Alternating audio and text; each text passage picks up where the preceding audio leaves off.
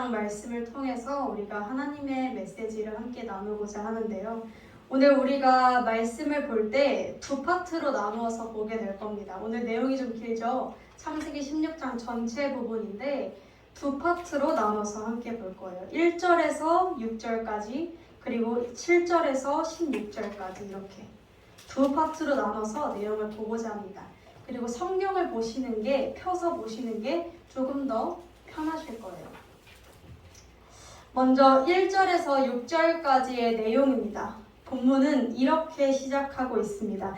아브람의 아내 사레는 생산치 못하였고, 다른 말로 출산하지 못하였고, 아이가 없었고 라는 말입니다. 왜 이 말로 시작을 하냐면 우리가 12장을 함께 가볼게요. 창세기 12장. 창세기 12장을 보면요. 창세기 12장에 아브람이라는 사람이 처음으로 등장해요. 자, 근데 아브람이 누군지 아시죠? 아브라함. 이름 바뀌 개명하기 전이에요. 아브람이 12장에서 제가 아브라함이라고 부를게요. 통일해서.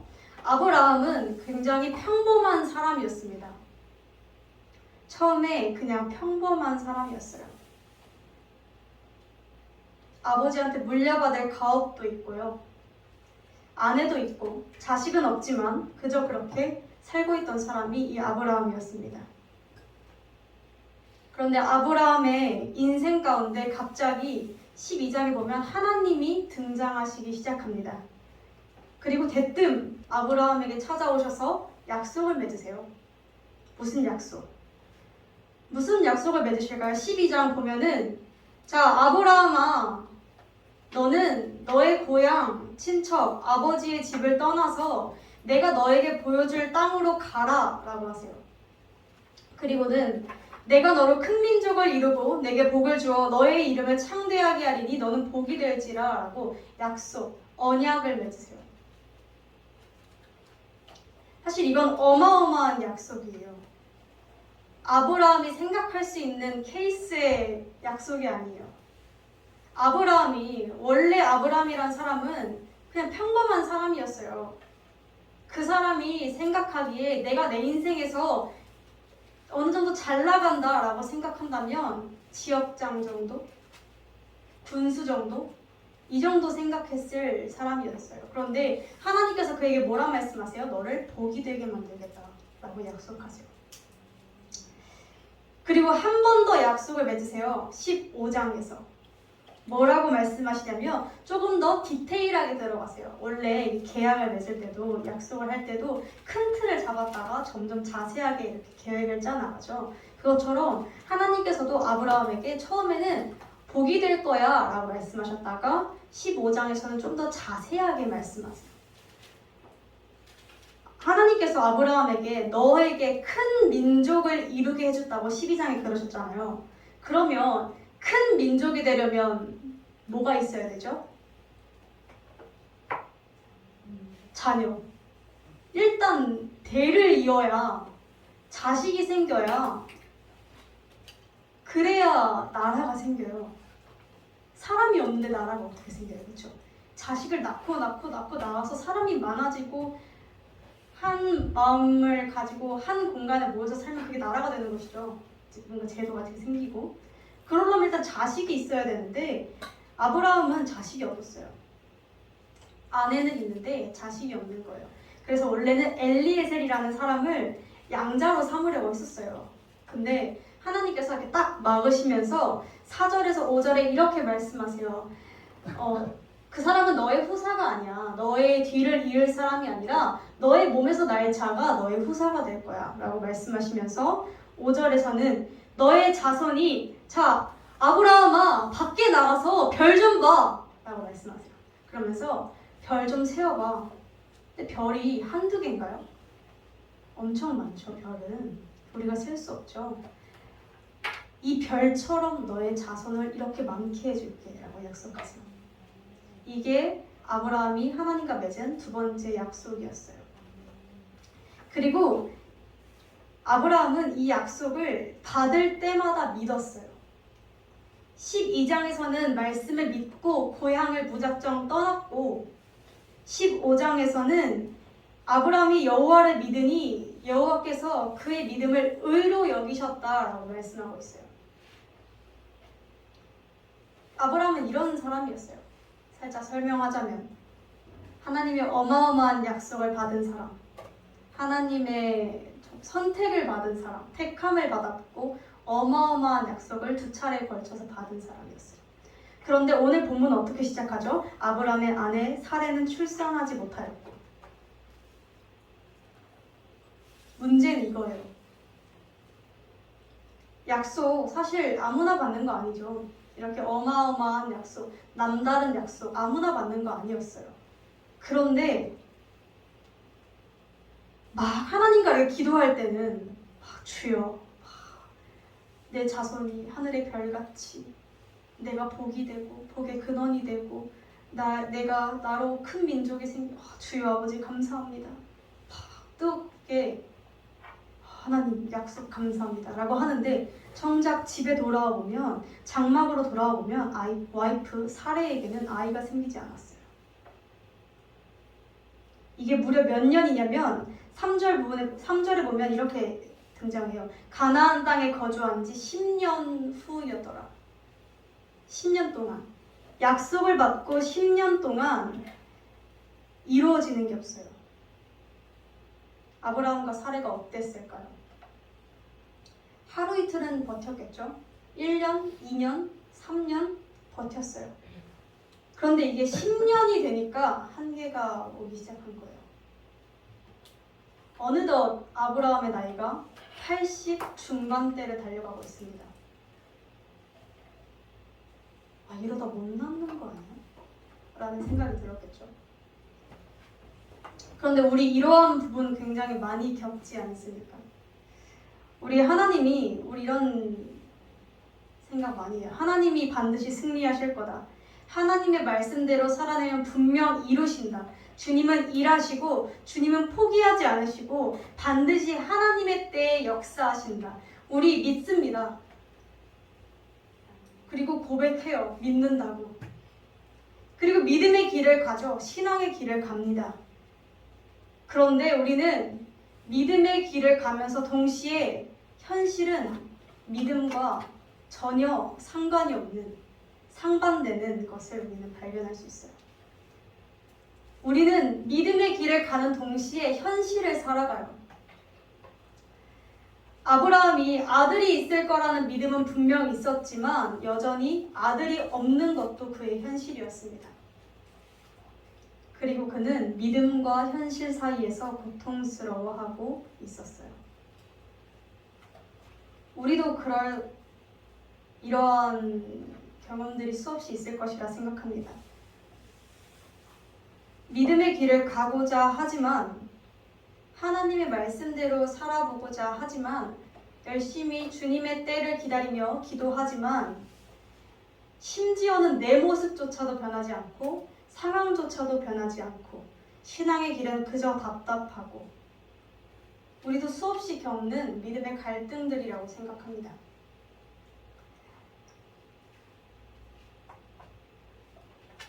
분명 믿음은 있었고 믿어보려고 했었고 믿어보려 했으니 예배의 자리로 나와왔을 것이고 기도도 했을 것이고 그렇게 살려고 애썼을 것이고 그런데 하나님의 때가 언제인지 모르기에 변하지 않는 현실 가운데에서 우리의 그러한 약속들은 점점 흐릿해져 가곤 하는 것이죠.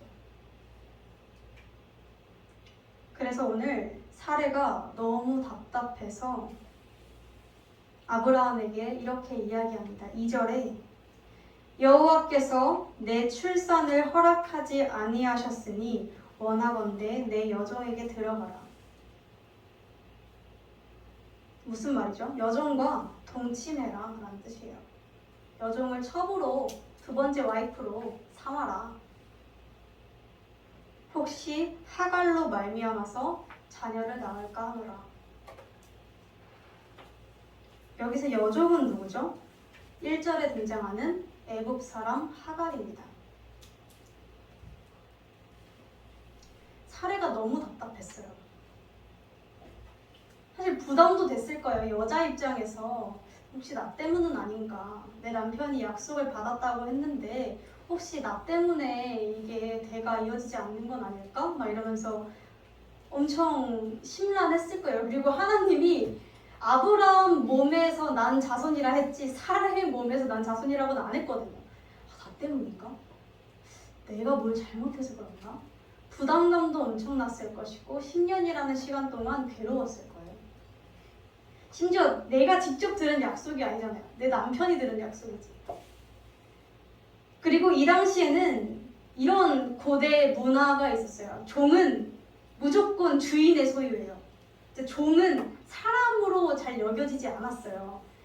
주인의 소유물이에요. 그래서 종이 아이를 낳으면 주인의 것이에요. 주인 호적에 올릴 수 있었어요. 아이를. 그러니까 이런 아이를 못 낳는 여주인들이 종을 이렇게 첩으로 삼아서 아들만 내 호적에 올려놓고 양자로 삼는 경우가 되게 허다했어요. 이 당시에는. 당연한 문화였어요. 근데 이제 아브라함과 사레가 이제 너무 답답하고 너무 괴로우니까 이렇게 해본 거죠. 아, 안 되겠다. 남들 다 하는 방법으로 한번 해보자. 그리고 은근슬쩍 보면 정당화를 시켜요. 2절에 뭐라 얘기하죠? 여호와께서 내 출산을 허락하지 않았으니 내가 이렇게 합니다. 라고 얘기해요. 아, 이거 내가 볼 때 하나님께서 내 출산을 허락 안 하셨어. 하나님께서 막으신 거니까 이렇게 한번 해봅시다. 라고 하나님 핑계를 대는 거예요. 논리적으로 내가 이렇게 할 수밖에 없는 이유를 대요. 그리고 아브라함도 듣고 사례의 말을 듣고 그래요, 그럽시다. 그래 봅시다. 라고 이야기를 해요. 그래서 아브라함과 사례는 하가를 첩으로 들입니다. 이들은 행동은 지금 어떨까요? 지금 이들은 물론 더 뒤에 가서 살펴볼 것이지만 하나님만이 채우실 수 있는 영역을 자신의 방법들로 채워버렸어요. 그렇죠? 자, 그리고 그랬더니 어떻게 됐냐면 4절에 볼게요. 아브라함과 이제 하갈이 동침하였더니 하갈이 임신했어요. 사례에 원하는 대로 되는 것 같았어요. 그렇죠? 그 목적한 바를 이루는 것 같았는데 그 여주인을 멸시한지라. 사례 입장에서는 어때요? 기절할 노릇이죠. 안 그래도 마음 초조하고 불안해서 이렇게 한 건데 도리어 돌아온 건 얘가 임신하자마자 나를 멸시해. 종이, 주인을. 자신의 방법대로 한 이들의 결과가 어땠나요? 멸시와 갈등과 분쟁으로 이어졌습니다. 하나님의 방법이 아닌 자신의 방법으로 했을 때 이러한 결과가 펼쳐졌어요. 자, 그런데 우리가 여기서 중요해요. 이 앞에는 우리도 다 아는 내용이에요. 그렇죠? 하나님의 방법이 아닌 내 방법을 쓰면 안 된다. 그런데 중요한 건 이거예요. 이렇게까지만 하고 결론을 낸다면 우린 이런 생각이 들 수 있어요. 아, 그러면 모든 일에 나는 뒤로 빠지고 하나님이 벼락처럼 기적을 일으켜 주시기만을 기다려야 하는 건가? 나는 그냥 기도만 하고 하나님이 어느 날 짠짠짠짠 짜라랑 짜라랑 짜라랑 자, 너의 직업은 이거야. 너의 돈 여기, 집 여기 이렇게 아무것도 안 하고 기도만 수도원처럼 그래야 하는 건가? 라는 생각이 들 수도 있어요. 그래서 진짜 극단적으로 수도원에 들어가시는 분들도 있어요. 그런데 우리가 이 부분을 볼 때 그렇게만 들어가면 안 되는 치명적인 오류가 하나 있어요. 뭐냐면 하나 더 보아야 돼요. 사실 하나님께서 천지를 창조하실 때 이렇게 말씀하셨어요. 남자와 여자를 만드시고 이 남자와 여자가 서로 결혼하여 한 몸을 이루어라, 연합해라 라고 말씀하셨거든요. 그러니까 하나님의 디자인, 하나님이 세상을 꾸미실 때 하나님이 원하시던 그림은 뭐예요? 일부일처제. 남자 한 명, 여자 한 명 결혼하는 디자인. 그게 하나님의 뜻이었어요. 디자인. 하나님이 이게 그림이 괜찮겠다. 그리고 뭐라 말씀하세요? 하나님 보시기에 좋았더라. 말씀하시죠. 그런데 아브라함과 사례가 한 행동은 지금 뭐죠? 첩을 들였어요. 첩을 들였다는 건 뭐예요? 일부 다처제예요. 한 남자와 여러 여자예요. 그렇죠? 이게 사실 뭔가 하나님이 막 벌을 내리셨다라고 이야기를 전개를 하는 것보다 뭐가 이야기가 맞냐면 하나님이 원래 계획하신 디자인에서 벗어났기 때문에 삐그덕거릴 수밖에 없는 거예요. 이렇게 접근을 해야 돼요. 자, 우리 쉽게 설명해 볼게요. 물고기는 어디서 살게 디자인이 되어 있어요? 물에서 살게 디자인이 되어 있어요. 그래서 물고기는 물에서 살아야 숨을 쉬고 살 수가 있어요. 그렇죠? 그런데 이 물고기가 자신이 디자인된 대로 물에서 살지 않고 그 디자인을 벗어나서 육지에서 살아가겠다고 다짐을 하고 산다고 쳐봅시다. 그 물고기가 과연 몇 분이나 살아있을 수 있을까요? 당연한 거죠. 이건 이게 물고기가 물 밖을 나가서 하나님이 저주를 내리셨다라고 보기에는 그냥 너무 당연한 사실인 거예요. 왜? 내가 본래 만들어진 의도대로 내가 안 살았으니까 죽는 건 당연한 거였던 거예요. 물고기에게. 자, 똑같이 생각해 볼게요. 사람, 우리 하나님이 디자인을 만드셨어요. 우리에게. 창조주와 피조물과의 간극은 그런 거죠. 만들어짐을 당했어요. 그럼 우리는 하나님의 디자인대로 살아야 하는데 아브라함과 사례가 택한 행동은 뭐예요? 그 디자인을 벗어났다는 거예요. 하나님의 뜻을 아예 벗어난 자신의 행동이었다는 것이죠. 사람도 하나님의 디자인대로 살아야 잘 굴러가요. 하나님의 섭리대로 살아야 잘 굴러가요. 그런데 디자인을 벗어나기 시작하니까 삐그덕거리기 시작한 거예요. 어쩌면 당연한 거죠. 이게 이렇게 생각해야 돼요. 모든 일에 우리는 뒤로 빠지고 기도만 하면 된다가 아니라 그건 오히려 건강하지 못한 신앙이 돼요. 그것이 아니라 하나님의 뜻을 벗어나 나의 생각대로 행동한 결과는 처참하다로 가야 돼요. 그렇게 우리는 뭘 해야 돼요? 우리가 기도하는 이유는 결국 그거예요. 하나님의 뜻에서 벗어나지 않게 해달라고. 내가 모르잖아요. 하나님의 뜻을. 다 모르잖아요. 하나님의 계획, 하나님의 디자인을 모르니까 기도하면서 하나님의 뜻을, 디자인을 벗어나지 않게 해달라고 기도하기 위해서 기도하는 것이고 말씀을 읽는 거예요. 우리가 그래서 내가 아무 노력도 하면 안 돼가 아니라 하나님 안에서 내 노력을 해야 한다는 것이죠. 이게 중요한 겁니다. 하나님을 벗어난 나의 노력은 아무 소용이 없습니다. 우리의 노력은 하나님 안에 있을 때 주님을 영광을 돌리게 되고 주님의 섭리대로 살아가게 되는 줄로 믿습니다. 결국 아브라함과 사례는 자신의 방법대로, 내 방법, 내 생각대로 하나님만이 채우실 수 있는 그 영역, 그 디자인을 깨버리고 다른 방법으로 돌파구를 찾았어요. 그 결과가 어땠나요? 갈등, 멸시, 무시. 가정의 평화가 깨지기 시작했습니다. 5절에서 사례가 아브라함에게 얘기하는 부분이 되게 웃겨요. 지금 화가 단단히 났어요. 얘가. 사례가 이렇게 이야기합니다. 나의 받는 욕, 내가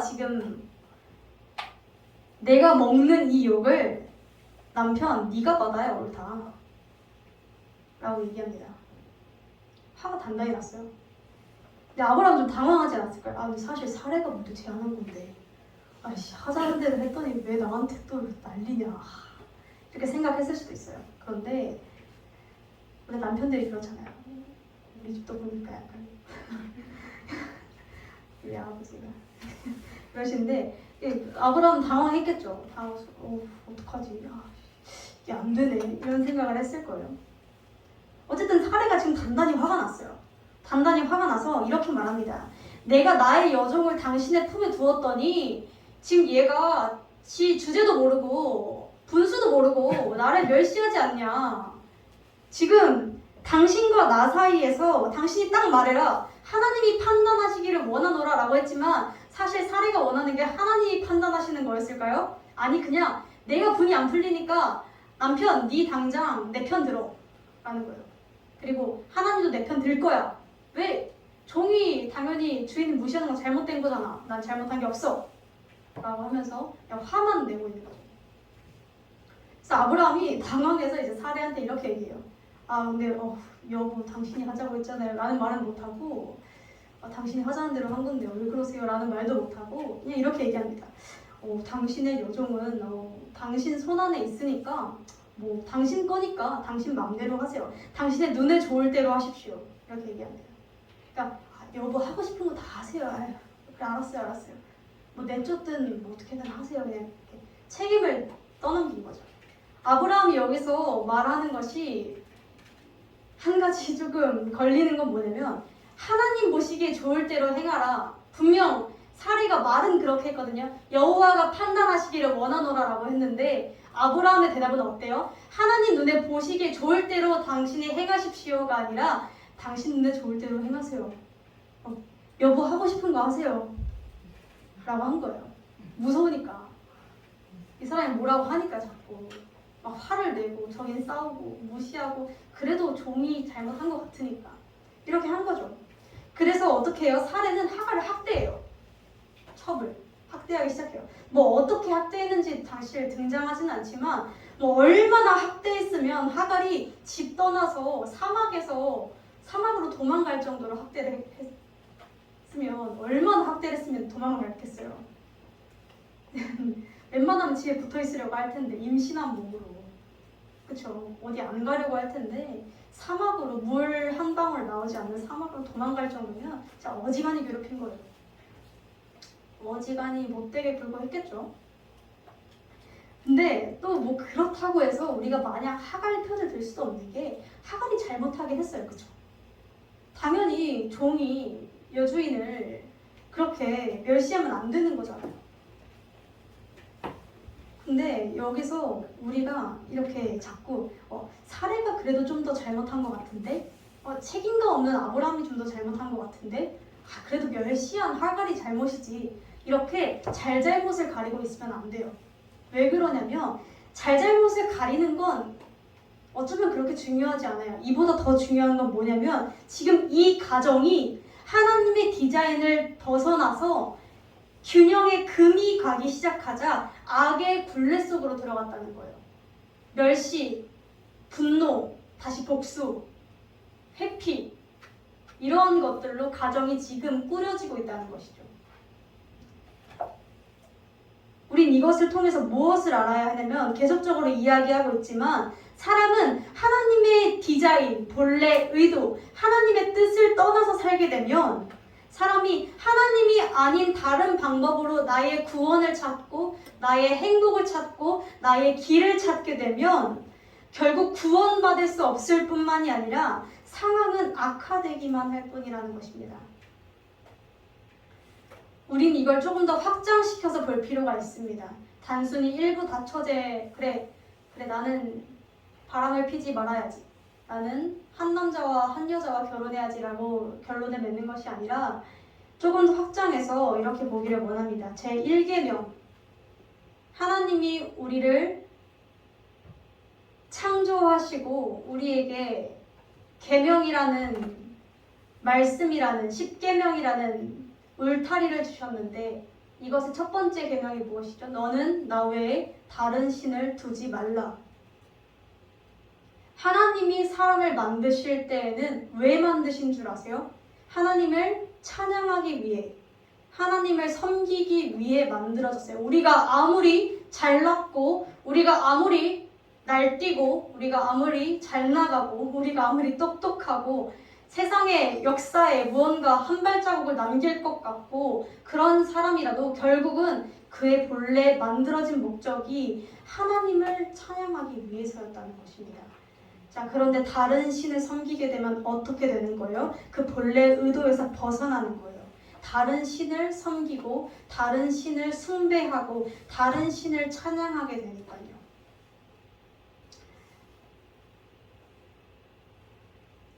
하나님이 아닌 다른 방법으로 스스로의 행복을 찾고자 일을 해결하고자 하는 경우를 자주 봅니다. 자주 목격합니다. 아니라고 하지만 우리 마음 가운데는 우리만의 신이 있습니다. 그것이 누군가에게는 나 자신이 될 수도 있고요.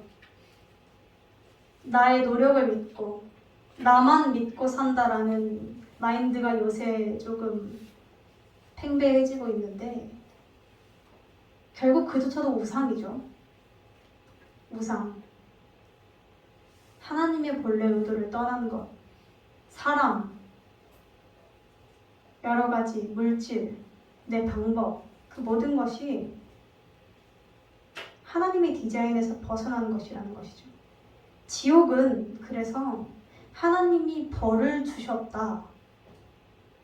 맞을 수도 있겠지만 인간이 원래 창조된 목적을 벗어났을 때 물을 떠난 물고기처럼 자연스럽게 죽을 수밖에 없는 정말 어쩌면 너무나 자연스러운 현상, 결과가 아닌가 싶습니다.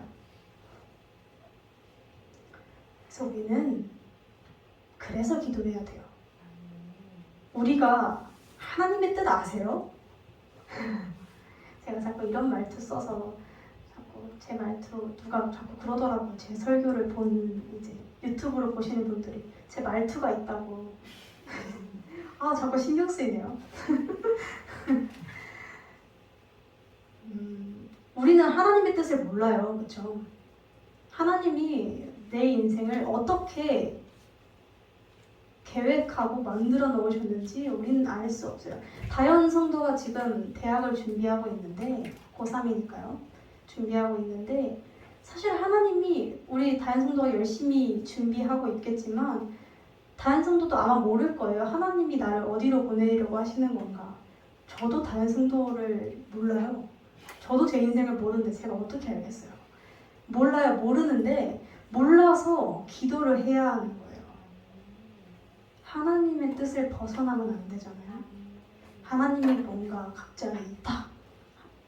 물론 그런 경우도 있겠지만 그렇지 않은 경우가 더 많기에 이야기하자면 하나님이 다현아 너는 A 대학으로 가. 이렇게 하시는 분은 사실 아닐지도 몰라요. 그러나 내가 하는 선택들이 하나님의 영광을 가리지 않는 선택이 되기 위해서 우리는 기도해야 하고 하나님에게 조금 더 가까워지는 방향의 인생이 되기 위해서 우리는 기도하고 말씀을 봐야 해요. 그것이 우리가 마땅히 해야 할 바이며 그래야 하는 것이죠. 자, 두 번째로 살펴볼 부분은 좀 빨리 갈게요. 7절에서 16절 말씀입니다. 자, 그 전의 상황은 어땠죠?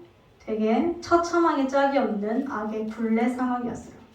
그런데 7절에서 16절까지는 그러한 아브라함 가정 가운데 하나님의 개입이 시작됩니다. 어떻게 개입을 하시냐면요. 하갈이 사례를 떠나서 광야로 나아갔을 때 7절에 여호와의 사자가 광야의 술길 샘 곁에서 그를 만나. 그 하갈을 만나. 여기서 여호와의 사자는요. 예수 그리스도예요. 또 이게 왜 예수 그리스도라고 묻는다면 예수님 아직 안 태어나셨잖아요 라고 묻는다면 이건 예배 끝나고 저에게 직접 물으세요. 얘기가 너무 길어져요. 예수 그리스도예요. 하갈에게 물으세요. 사례의 여종 하갈아 너가 어디에서 왔으며 어디로 가느냐. 근데 우리 이거 들으면 생각나는 거 있어야 돼요. 적어도 30년, 20년 생각나는 거 있어야 돼요. 뭔가 익숙하지 않나요? 어디로 와서 너가 지금 어디에 가느냐, 어디에 있느냐. 자, 하나님이 아담과 하와가 처음에 죄 지었을 때 뭐라고 해요? 아담에게 아담아 너가 어디에 있느냐. 자, 가인이 자신 동생 아벨 죽였을 때 가인에게 뭐라 하세요? 가인아 내 동생 아벨이 어디 있느냐. 계속 지금 내가 서 있는 그 자리가 어디냐? 나의 믿음의 현 주소가 지금 어디냐? 너가 지금 어떤 상황 가운데에서 어디에 놓여져 있느냐? 계속 물으세요. 자, 그랬을 때 하갈이 이렇게 대답합니다. 저는 제 여주인 사례를 떠나서 도망가고 있습니다. 하나님이 하갈을 찾아오실 때 두 가지 방법을 동시에 사용하세요. 그런데 뭐냐면 첫 번째는 하나님의 뜻을 말씀하시면서 순종할 것을 요구하십니다. 자, 너의 여주인에게로 돌아가서 그 수하에 복종하라. 이렇게만 들으면 참 이렇게 제3자의 입장으로 보았을 때 하나님이 진짜 어지간히 냉정하시다라는 생각도 들지도 몰라요. 왜? 학대당해서 도망 나온 사람이잖아요. 그렇죠? 학대 나와서 도망가고 있는 사람이면 보통 우리는 어떻게 하나요? 그를 다른 보호소로 품어주고, 우리의 방법은 그렇죠. 격리시켜 놓고 학대를 시킨 사람과 분리시켜 놓고 이렇게 하는 것이 맞는데, 하나님께서 좀 매정하게 너 주인에게로 돌아가서 그 수하에 복종하라라고 말씀하세요. 이거에 대한 뜻은 좀 나중에 얘기할게요. 그리고 두 번째는 위로하세요.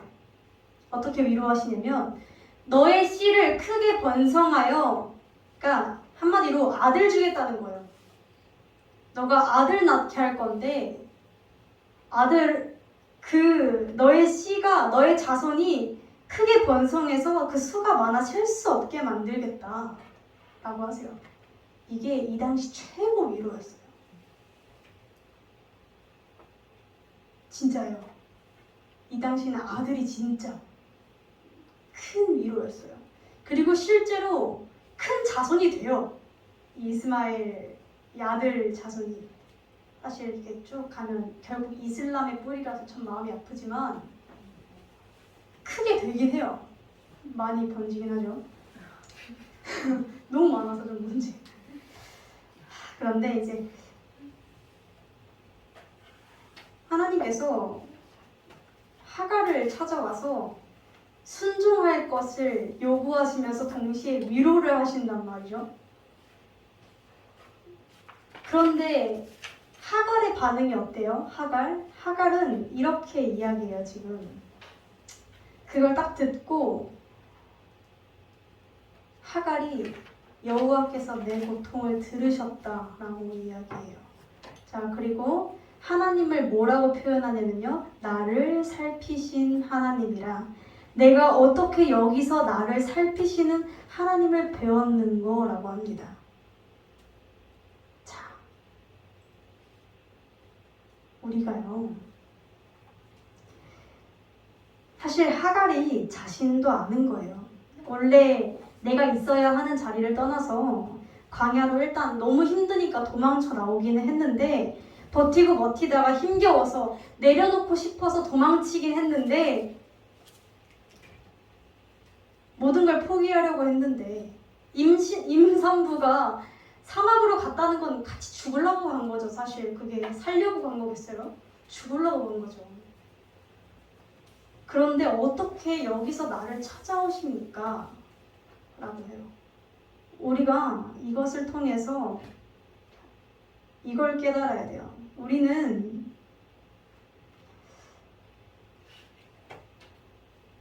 분명 지치거든요. 그냥 사는 건 안 지쳐요. 그냥 사는 것도 지치죠. 죄송해요. 그냥 사는 것도 지친데 그 와중에 하느님 뜻대로 사는 건 더 지쳐요. 안 지치면 사람이 아니에요. 예수님이에요. 지쳐요. 그런데 우리가 다른 사람은 몰라도, 제3자들은 몰라도 나는 나의 하나님을 알아요. 나의 하나님이 나를 위로하셔서 내 마음이 치유되는 걸 알아요. 그걸 알면 어떻게 되는 줄 아세요? 또 끌려갈 수밖에 없는 거예요. 그래서 그리스도인들은 그래요. 내가 가는 것 같지만 끌려가는 거예요.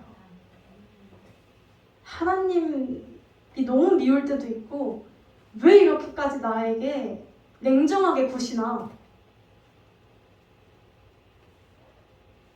근데 동시에 하나님의 사랑이 내가 안 느껴질래야 안 느껴질 수가 없어서 또 결국 그 뜻을 따라 갈 수밖에 없고 끌려갈 수밖에 없다는 것이죠. 그리고 하나님께서 하갈 개인을 만나주신 것 같지만 사실 하갈을 통해서 아브라함 가정 전체를 다시 한번 만나주신 거예요. 그래서 하갈에게 위로를 주시면서 동시에 해야 할 일을 맡겨주신 것이죠. 너의 가정을 위해서. 가정을 다시 죄 때문에 어그러진 균형을 맞추기 위해서 하나님의 한없는 사랑을 부어주셔서 힘을 주시면서 그 동시에 힘을 받았으니까 해야 할 일을 주시는 것이죠. 우리는 죄악 때문에 어그러진 세상 속에서 살아가고 있습니다. 이건 변하지 않는 사실이에요. 하나님의 뜻대로 살아간다는 것, 그 자리를 계속해서 지키고 있는다는 것은 사실 쉽지 않습니다. 그리고 물론 이제 하갈도 100% 잘하는 거라 할 수 없잖아요. 그렇죠? 그것처럼 나도 자세히 보면 100% 잘했다 할 수도 없고 내 행동을 보면 마냥 또 그렇게 잘못하기만 한 것도 아니에요. 그냥 우리는 서로가 서로에게 상처를 주고받고 때로는 내가 주고 때로는 내가 받고 아파서 사례가 그랬던 것처럼 내가 지은 죄는 생각 못하고 하갈을 학대하기도 하고 아브라함은 점잖한 것 같은데 뒤에서 책임 회피하고 있고 하갈은 내가 잘못하긴 했지만 서럽기도 하고 이것이 우리가 사는 이 현실의 모습이죠. 누구 한 사람이 잘못했다 할 수 없어요. 누구 한 사람이 죄인이라 할 수 없어요. 그런데 그렇기 때문에 하나님께서 이것을 회복하시기 위해서 일단 당신의 사랑을 다시 부으신다는 거예요. 누구를 통해서? 나 한 사람을 통해서. 광야로 떠밀려온 나 한 사람을 통해서 하나님의 사랑을 부음받고 하나님이 사랑을 주시는 이유는 뭐예요? 공감하시는 이유는 뭐예요? 그 공감을 뛰어넘어서 내가 받은 사랑으로 또다시 살아내라 라고 해서 우리는 하나님께서 우리를 찾아오시고 위로하시고 사랑으로 품으시면 못할 게 없어요. 그런 상태가 되면 하나님이 자꾸만 내 눈에 할 수 없는 일들을 보여주세요. 나는 원래 이런 걸 못하는 사람이거든요. 그리고 내 상황은 이게 안 되는 처지거든요. 근데 하나님이 자꾸만 내 눈에 보여주세요. 그 일들을 던지세요. 왜? 하나님의 사랑으로 해보라고. 내가 사랑할 수 없는 사람들을 자꾸 내 곁에 붙이세요. 왜? 하나님 사랑 받았으니까 그 사랑으로 너가 한번 해보라고. 너가 하라는 게 아니라 내 사랑으로 너가 해보라고. 근데 이게 정말 어쩔 수 없는 것은 이 사랑을 받잖아요. 안 할 수가 없어요. 안 갈 수가 없어요. 또 끌려가요. 진짜 지치고 내려놓고 싶고 그냥 쳐다보기도 싫고 하기도 싫고 그런데 또 끌려가요. 크고 작은 갈등이 내 인생에 너무 많은데 결국 다시 선택하게 되는 건 오직 예수 그리스도예요. 내가 선택하는 것이 아니라 예수 그리스도가 나를 선택하셨기 때문에 또 한 번 갈 수밖에 없고 선택할 수밖에 없다는 것이죠. 우리는 그렇게 끌려갑니다. 끌려갈 수밖에 없습니다. 어그러진 사회 속에서도 어그러진 현실 속에서도 진짜 이해할 수 없는 사람을 만나는 그 내 현실의 상황 속에서도 우리는 주님을 알기에 주님이 내 딸아 내가 너를 너무 사랑하고 내가 너를 불렀고 내 아들아 내가 너를 너무 사랑해서 너에게 이렇게 해줄게. 그러니까 내 위로를 받고 너는 가서 어그러진 그들의 마음 좀 너의 힘으로 달래줘라. 그래서 저는 일단 여기에 서 있습니다.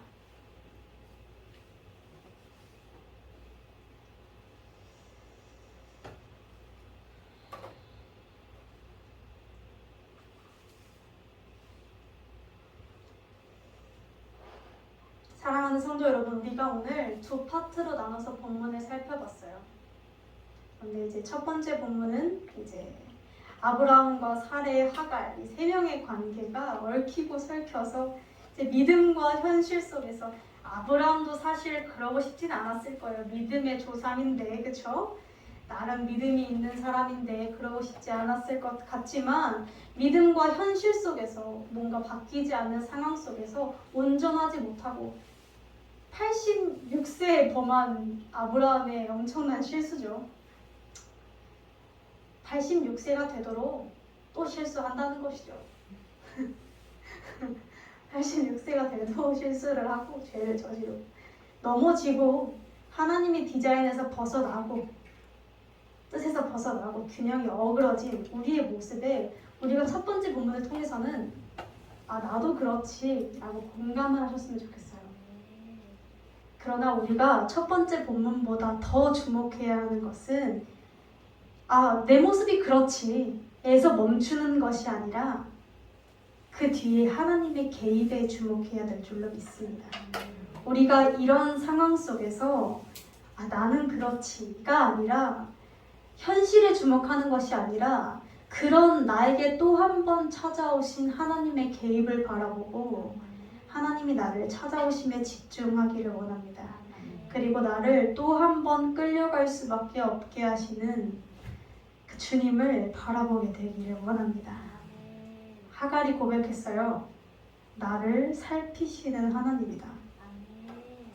이건 하갈 말고 다른 그 누구도 공감할 수 없는 얘기일 거예요. 하갈에게 찾아오신 하나님이잖아요. 각자 만나는 방법이 다 다르겠죠. 하나님을 나만 알잖아요. 내 하나님은 내 하나님이 어떤 분인지 나를 얼마나 사랑하셨는지 나를 어떻게 이끌어 오셨는지 나에게 뭘 해주셨는지 내가 제일 잘 알아요. 우리가 또 한 번 고백하게 되기를 원합니다. 또 한 번 더 주님께 끌려가게 되는 저와 여러분이 되기를 주님의 이름으로 소망합니다.